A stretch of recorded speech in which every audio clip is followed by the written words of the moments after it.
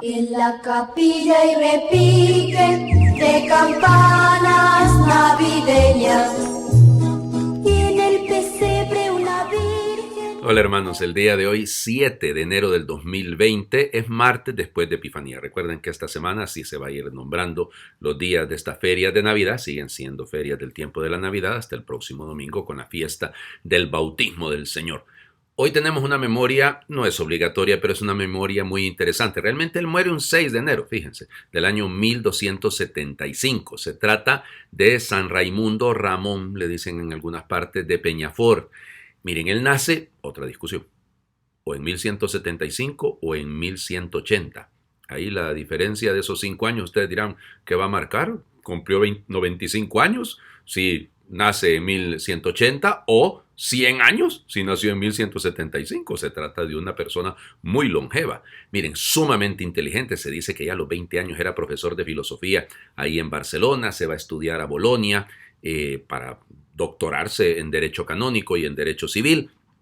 Ya les digo, una persona extraordinaria. No le gustaban los honores, él no quería ninguna de esas cosas.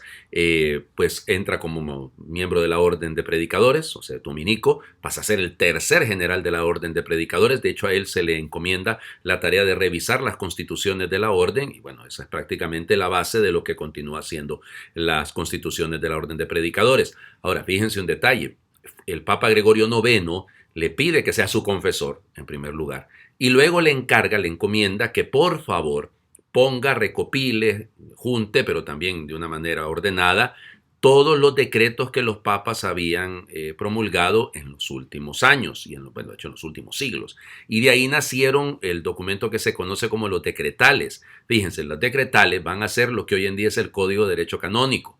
Hasta 1917, imagínense ustedes desde cuándo, va a ser el documento base para los canonistas. Por eso él es el patrono de los canonistas. Y bueno, el Papa lo nombró arzobispo en Tarragona. Se enfermó de cuando lo nombraron. No quiso ser para nada de esto. Fue consejero de un montón de reyes en Castilla, en Aragón. Y bueno, ya les digo que luego pasa a ser el general de la Orden de Predicadores. Hay algunos episodios porque cuando uno lo busca en los, digamos, en los dibujos que se hacen sobre él o en las pinturas sobre él, uno lo mira siempre que hay como una vela, ¿no?, que lleva él en un barquito. Y bueno, y resulta ser que estaba en Mallorca y el rey Jaime I, terrible, Jaime era mujeriego como pocos, ¿no? Y entonces él le dijo, bueno, yo me voy de aquí, por favor lléveme a Barcelona. Y le prohibió a cualquiera que lo llevase bajo pena de muerte. Pues no cupo.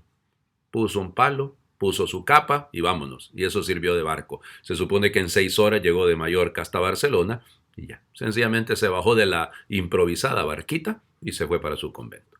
Ya les digo, muere en el año 1275 y bueno, va a ser canonizado hasta el año 1601. Ya le digo, un patrono de los canonistas, es tan importante. A veces a nosotros no nos gusta hablar del derecho canónico. Bueno, pero sin el derecho, entonces, ¿cómo ordenamos la vida de la iglesia? Los canonistas tienden a ser muy bromistas. Yo que tengo amigos queridos que son canonistas, que ellos dicen ese es el quinto evangelio. No, tampoco vamos a llegar a esos extremos, pero sin duda tiene un valor. La iglesia es una institución y por lo tanto tiene que tener un cierto orden. Bueno, vamos a las lecturas del día de hoy. La primera lectura es el texto más conocido de la primera carta del apóstol San Juan. No me digan que no lo conocen. Versículos del 7 al 10 del capítulo 4. Queridos hijos, amémonos los unos a los otros porque el amor viene de Dios y todo el que ama ha nacido de Dios y conoce a Dios. El que no ama no conoce a Dios porque Dios es amor. El amor que Dios nos tiene se ha manifestado en que envió al mundo a su Hijo unigénito para que vivamos por él. El amor consiste en esto, no en que nosotros hayamos amado a Dios, sino en que Él nos amó primero y nos envió a su Hijo como víctima de expiación por nuestros pecados. Palabra de Dios. Te alabamos, Señor.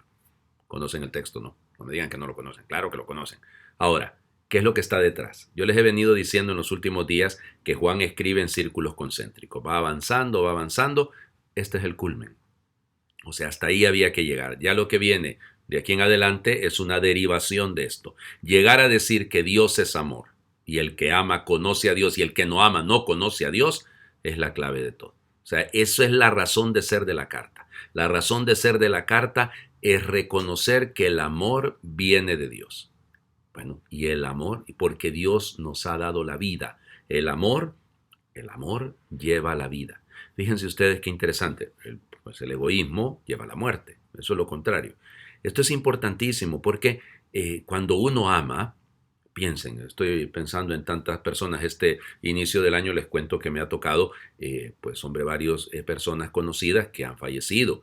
Y entonces ver a sus familias, ¿no? Con el sufrimiento de la muerte de un ser querido, sí, sabiendo que están muertos en la gracia de Dios, en manos de Dios, todo eso es utilísimo, ¿no? Claro, es un consuelo, sin duda, pero es interesante ver el llanto, ver las lágrimas, ver la actitud de los seres queridos, porque a todos nos recuerda, es que si yo le digo a alguien, yo te amo, le estoy diciendo, para mí nunca vas a morir.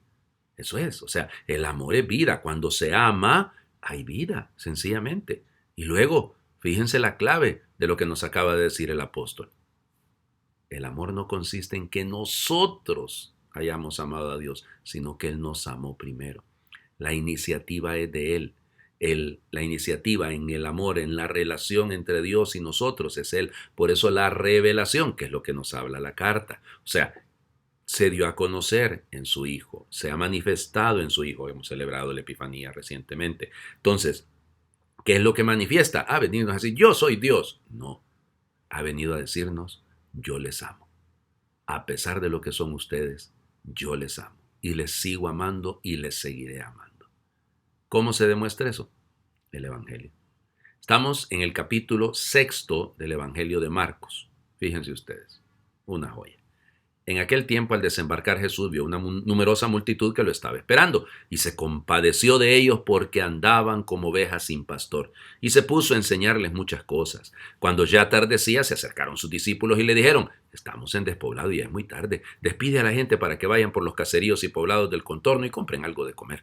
Él les replicó, denles ustedes de comer. Ellos le dijeron, ¿acaso vamos a ir a comprar 200 denarios de pan para darles de comer? Él les preguntó, ¿cuántos panes tienen? Vayan a ver. Cuando lo averiguaron, le dijeron 5 panes y 2 pescados.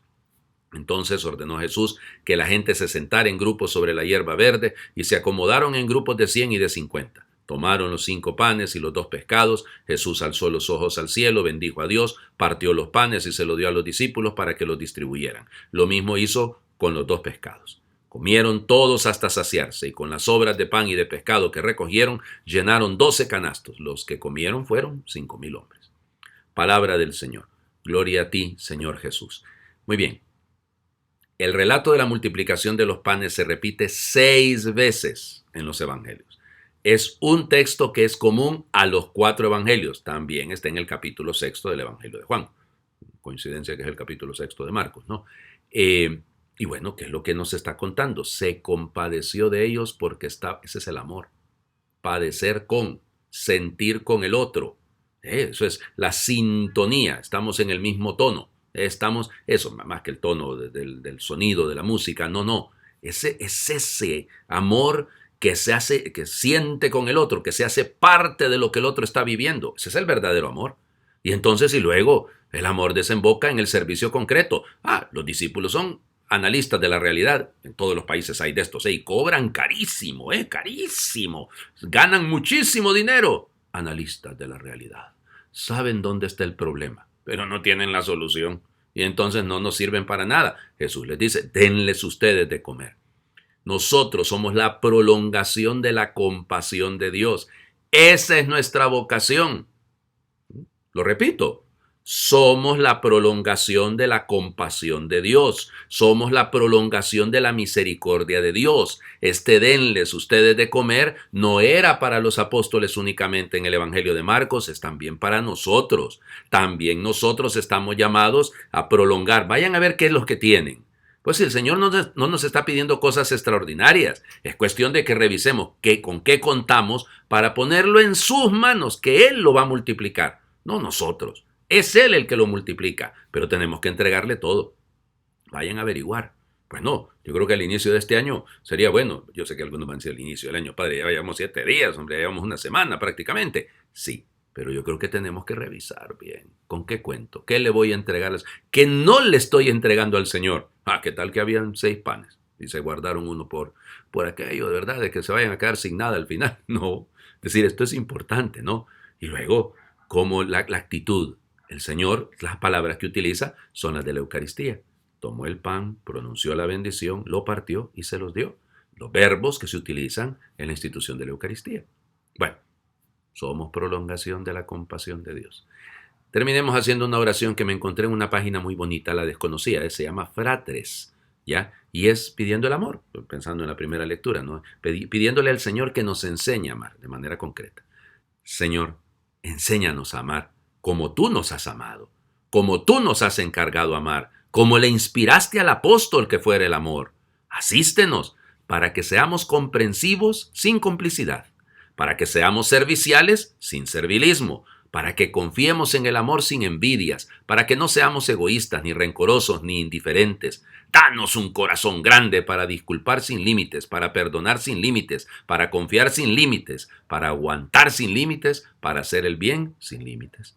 Ayúdanos a ser testigos de tu amor, a poner paz en las contiendas, amabilidad en las disputas, cordialidad en las relaciones, lealtad en los compromisos, alegría en los momentos bajos, gozo en la vida y vida en la tierra. Señor, que tu amor haga crecer en nosotros el amor y que inundemos el mundo de amor. Que Dios les bendiga.